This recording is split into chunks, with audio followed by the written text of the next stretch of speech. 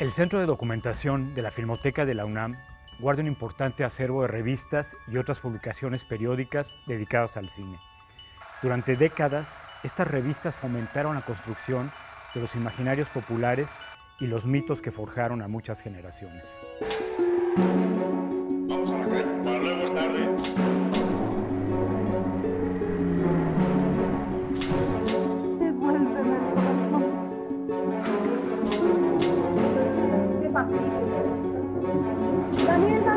Rodean tan espléndido boscaje, un lado quieto y tranquilo.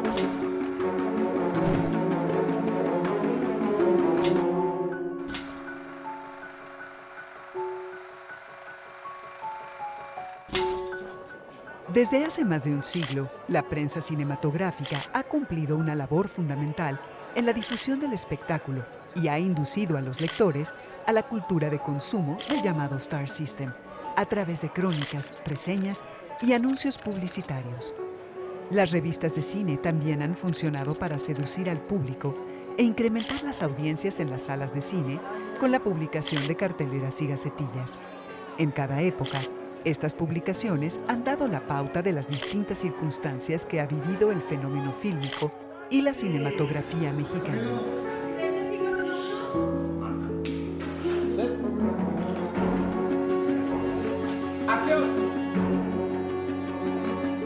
Maravillas y curiosidades de la Filmoteca, programa Revistas, toma 3.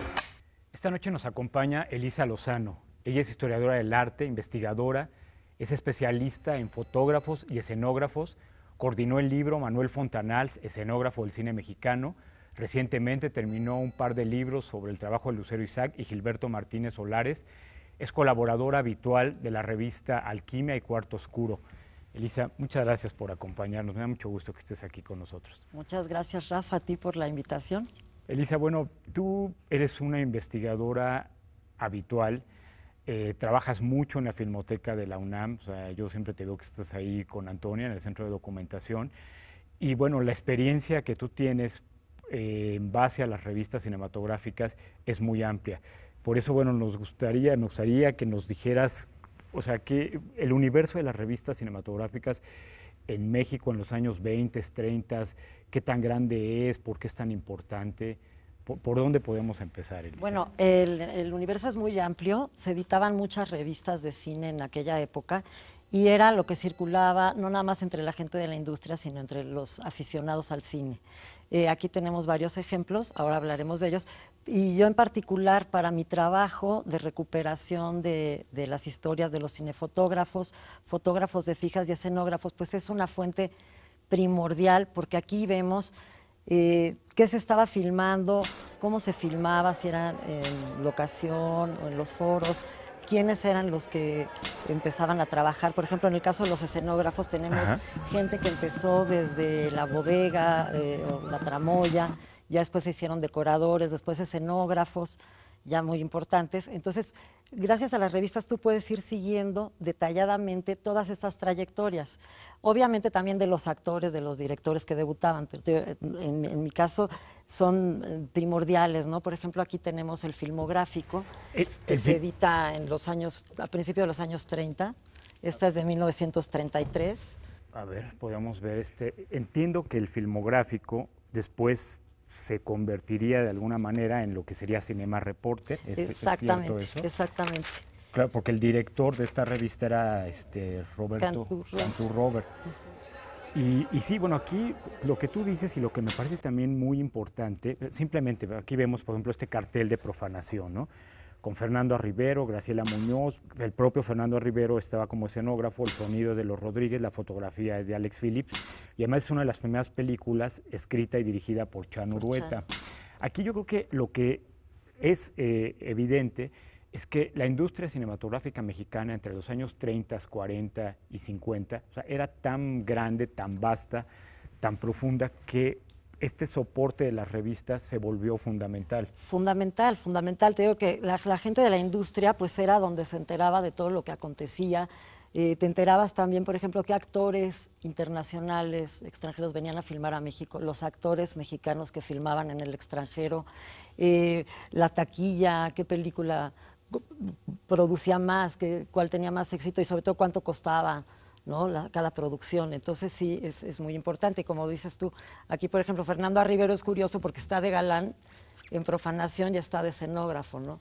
Y también, bueno, los anuncios te dan como también mucha información. Aquí tenemos a Carmen Guerrero, que es la protagonista del compadre Mendoza, sí. Pues, que era la estrella del momento, que eran las que anunciaban en los años 30. En los años 30, todos los productos de belleza, ¿no?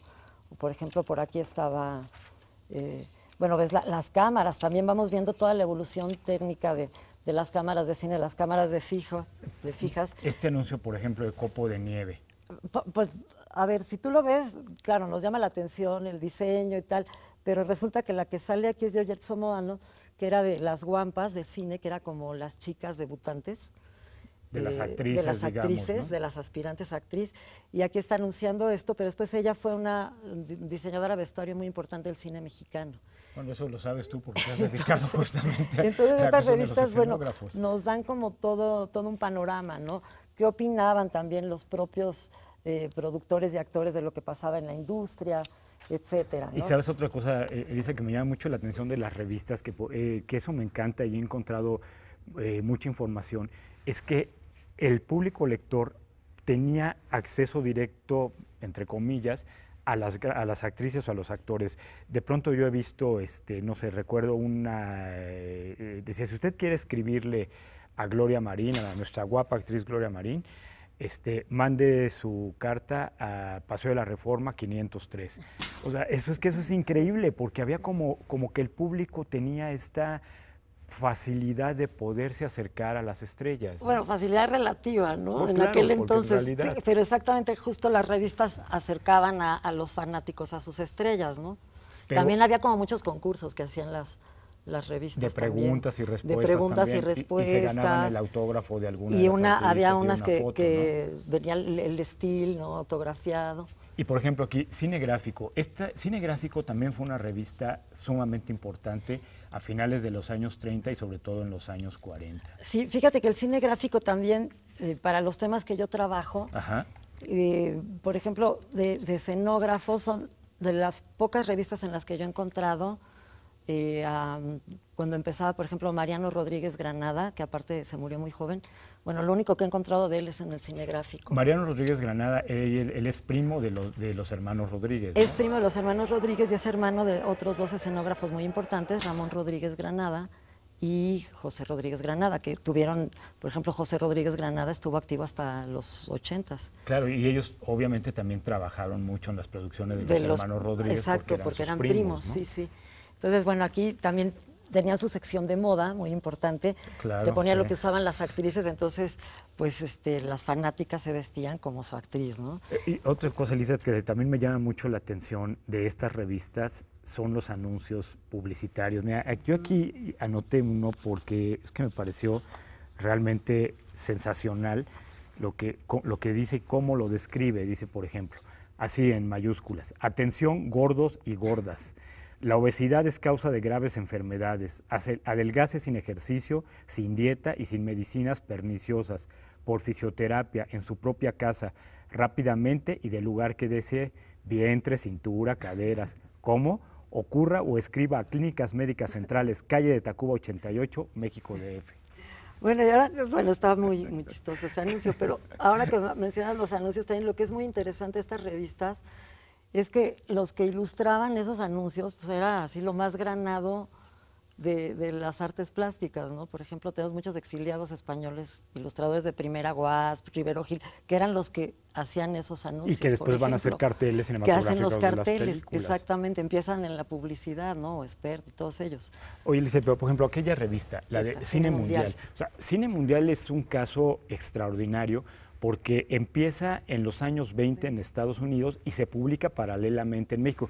Este es evidente de los 20 porque estoy viendo ahí a William S. Hart, que fue un cowboy, un vaquero de estas películas de principios de los años 20. Todavía incluso le tocó cine silente, pero aquí lo que me parece precioso es el diseño de esta revista, porque esto es los años 20, ¿no? A ver, vamos 22. A moverla para acá. ¿22? Sí. Yo quería mostrar también esta. Mira, ¿quién está aquí? Este es Valentino, Valentino, ¿no? Rodolfo Valentino. Esto es de Sangre y Arena. De Sangre y Arena. Claro. Y te digo, toda la información que te dan es una maravilla. Tú vas viendo las actrices que van emergiendo, que fueron grandes figuras, después algunas se eclipsaron, otras perduraron. Y te fijas, es un formato más grande. Estas son un poco claro, es más grande. Y después, de hecho, esta Cine Mundial se va a convertir precisamente en periódico. En periódico. Y, por ejemplo, aquí tenemos esta de México al Día, que es muy interesante porque también... 1935. 35. Aquí los fotógrafos de esta revista eran, por ejemplo, Gilberto Martínez Solares y sus hermanos, era Gabriel Figueroa, Víctor Herrera, todos los que después fueron grandes cinefotógrafos. Eran fotos fijas para estas revistas. Fijas de estas revistas. Claro, si estamos hablando del 35. Que también hacían la publicidad de ellos. O sea, por ejemplo, este perfume de Swag de París. Por ejemplo, no tiene la firma, pero hay varios que sí traen la firma de Figueroa, que también en la publicidad, ¿no? Claro, además, por ejemplo, Figueroa aquí en el 35 todavía no era el director de cinefotografía hasta allá en el Rancho Grande. Elisa, bueno, vamos a regresar ahora en unos minutos. Las revistas de cine proporcionaban al público lector de la época todo un universo imaginario, muy distinto a su vida cotidiana, de ahí su impacto. En este próximo segmento continuaremos revisando otras revistas de cine fundamentales en nuestro país.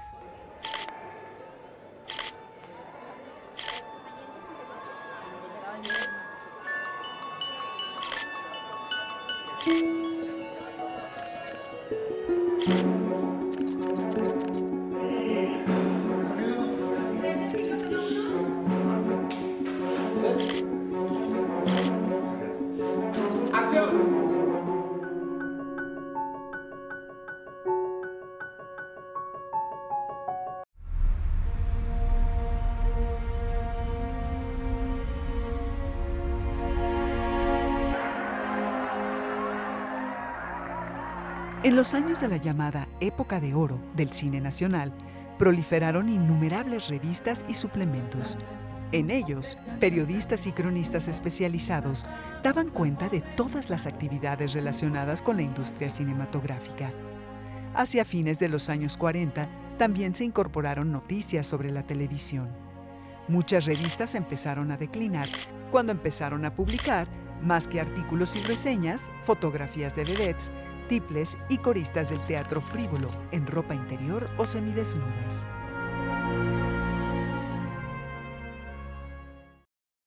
Graba Maravillas y Curiosidades de la Filmoteca, programa Revistas, bloque 2, toma 5.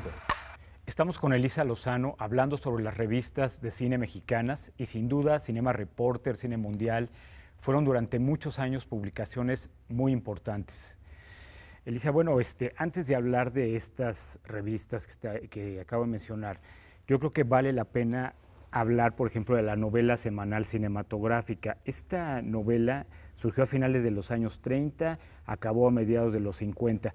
Lo interesante es que primero se hacían, o sea, era una novelización de los guiones cinematográficos. Empezaron con películas de Hollywood, por ejemplo, esta que es mi mujer favorita con Irene Dunne y Cary Grant, o sea, típicas películas de la Metro, de Universal, etcétera. Pero lo más bonito e interesante es que acabaron haciéndolas con novelizaciones de películas mexicanas. Por ejemplo, que es una rareza con Arturo de Córdoba, que es Las Manos Sangrientas, que se filmó también en parte en Brasil. O sea, recuerdo, pues es una película muy rara. Bueno, sigue siendo, ahí estamos viendo a Kirk Douglas en Un Paso de la Muerte, esto sigue siendo de las películas gringas, pero sí tenemos algunas otras mexicanas. Por ejemplo, El Médico de las Locas, con Rosita Arenas y Germán Valdés Tintán, ¿no? Sí, que se ilustraban esto con los stills de las películas, eso es muy interesante. Exacto, o sea, porque eran stills tomadas o de fotos fijas o directamente de la película, ¿no? Para ilustrar, o sea, era contar la película, pero a través de una novela. Mira, ahorita estoy viendo aquí esta tienda Astor. Los almacenes. Astor vende más barato, Isabela Católica y Venustiano Carranza, miércoles y sábado de 10 a 8 de la noche, que era un edificio precioso. Además, que recuerdo que se había quemado, se quemó ese edificio, por cierto. Bueno, y tenemos también esta, Rafa, por ejemplo, esta que es Instantáneas, la revista del aficionado mexicano.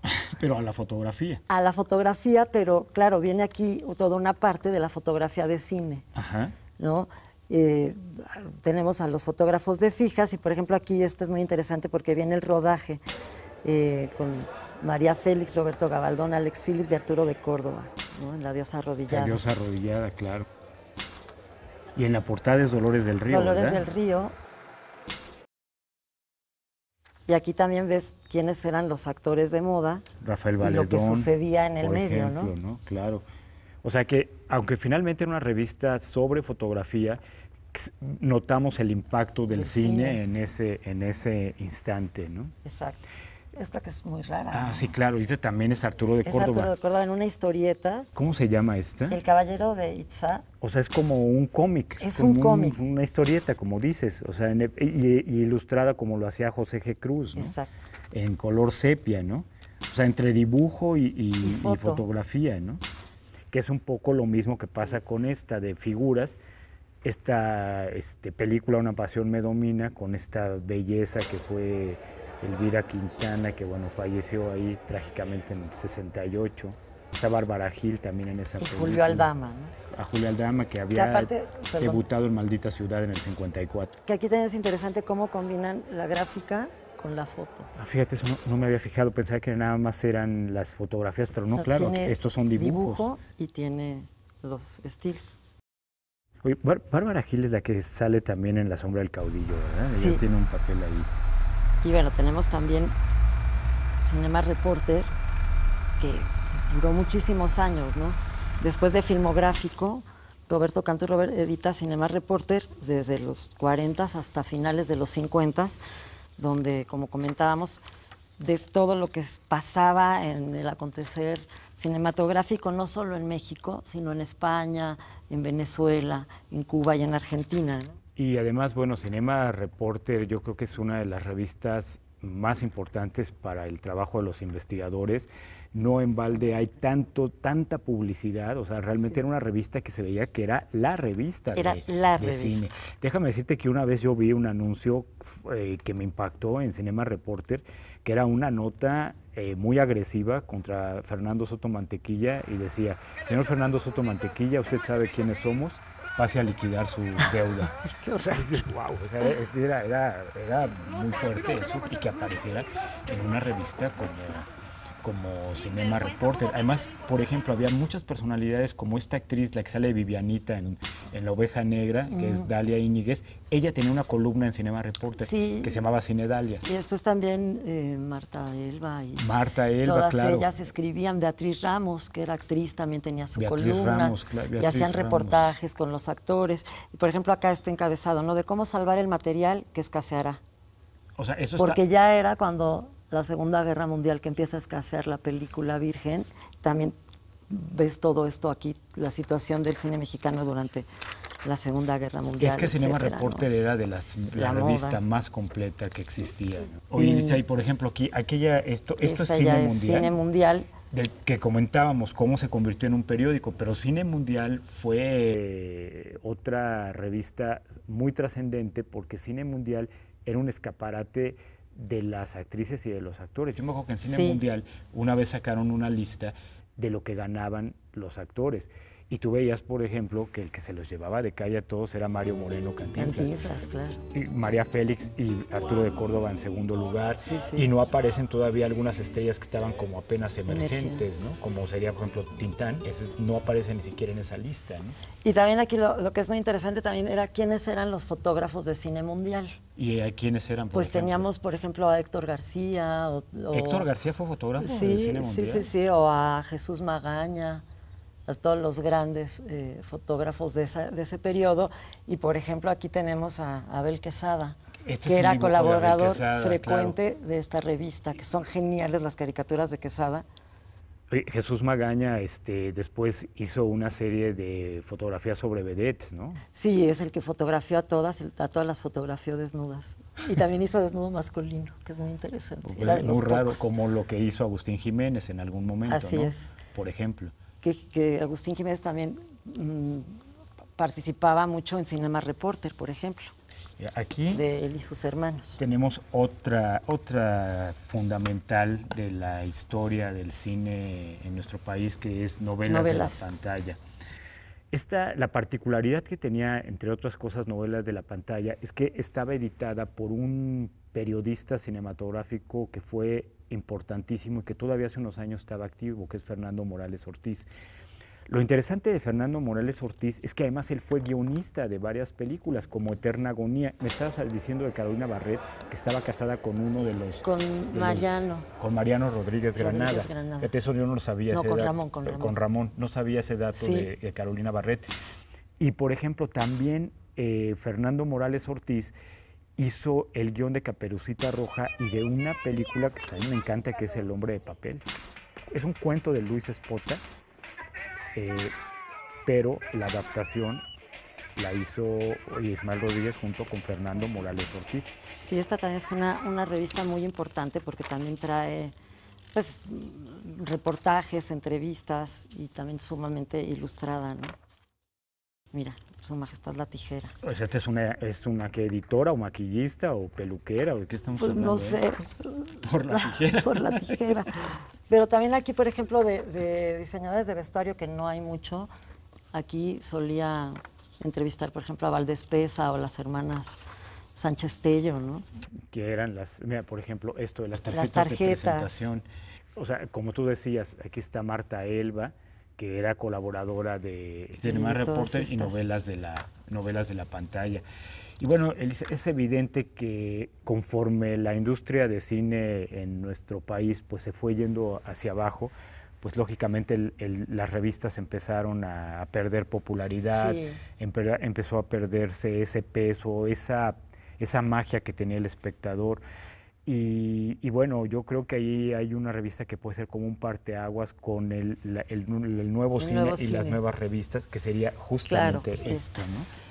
Que también revista, ya es mítica, ¿no? Y que además entiendo que son 6 números nada más. Solo 6 números, pero estaba aquí lo más granado, ¿no? De la crítica cinematográfica en México, ¿no? Como era García Riera, o José de la Colina, o Salvador Elizondo. Carlos Monsiváis también ha colaborado. Yomi García Scott. Exactamente. Heriberto Lanfranchi. Lanfranchi, que después también hizo, fue uno de las 50 lecciones de cine. De cine.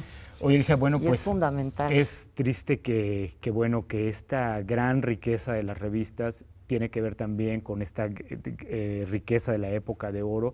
Al terminar esa época, pues se fue para abajo. Elisa, te agradezco mucho que nos hayas ilustrado, sobre todo con estas bellezas impresionantes que son las revistas y que es un momento particularmente intenso e importante pues para todos los que somos cinéfilos. Muchas gracias, Elisa. No, gracias a ti. Gracias por acompañarnos en este programa de Maravillas y Curiosidades de la Filmoteca de la UNAM. Gracias por toda la valiosa información que nos has dado. Seguramente muchos cinéfilos se van a interesar por estas colecciones que no se encuentran en otros acervos. Buenas noches. Sin duda las revistas de cine fascinaron a muchas generaciones. Una impresionante colección de estas revistas están resguardadas por el Centro de Documentación de la Filmoteca y digitalizadas para la consulta de aquellos interesados en la historia del fenómeno fílmico en México. Su acervo nos ayuda a entender quiénes somos. No se pierda la próxima emisión de Maravillas y Curiosidades de la Filmoteca de la UNAM. Buenas noches.